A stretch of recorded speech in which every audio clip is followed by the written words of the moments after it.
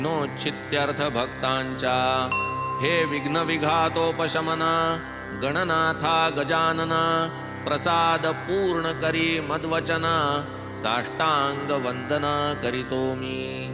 तू भक्तांचा साह्यकारी विघ्ने रुळती तुझ्या तोडरी तू सन्मुख पाहसी जरी दरिद्र दूरी पळेल।